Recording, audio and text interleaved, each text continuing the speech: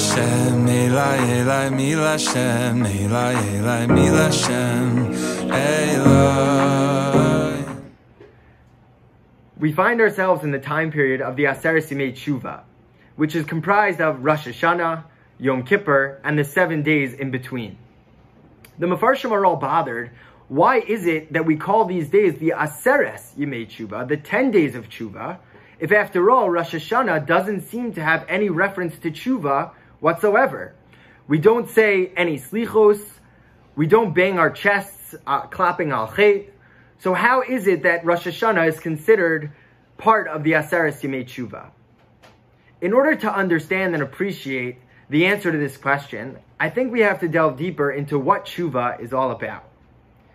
Rabbeinu Yonah writes in Sha'arei Teshuva, in the very first Sha'ar, that there are two components to every person's sin.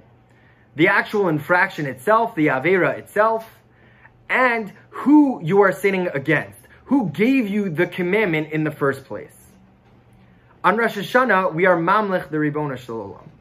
In one of the primary parts of the Musaf Tefillah, Malchios, we say, V'yomar kol asher neshama bi'apo, Hashem Elokei Yisrael Melech. That everyone and everything declares Hashem is the king. We declare Hashem as king not by placing a crown on his head, but rather by internalizing and understanding and appreciating that Hashem is at the forefront and the center of our lives, and everything that we do is for Hashem. The Gemara in Eruvin on Nundal Amud Aleph has a very strange comment. It says, Chatof ve'achol, Chatof ve'eshti, de'alma de'azlinan minei ki hilula dami. That we should eat and drink because the world that we are leaving from is like a wedding. Rabbi Lamb comments and he says that the Gemara is very strange because it seems very similar to eat, drink, and be merry, which at first glance is not really a Jewish value. So what exactly does the Gemara mean? So he responds that we have to understand what the comparison means, that the world is like a wedding.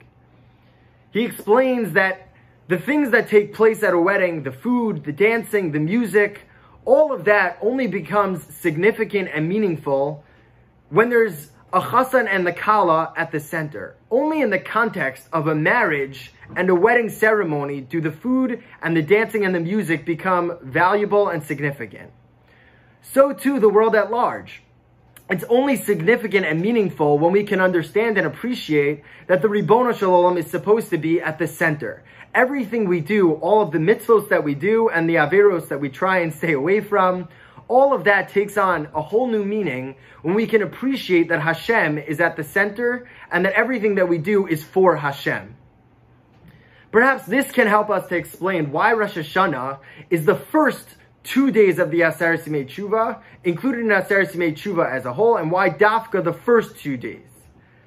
Because going back to Rabbeinu Yonah's two components to an Avera, once we can understand that Hashem is at the center of our lives and everything that we do takes on meaning because Hashem gave us commandments to do mitzvos and to stay away from averos, only once we can understand and appreciate that can we fix the second component of Rabbeinu Yonah's chet, the second component of who gave us the commandment in the first place.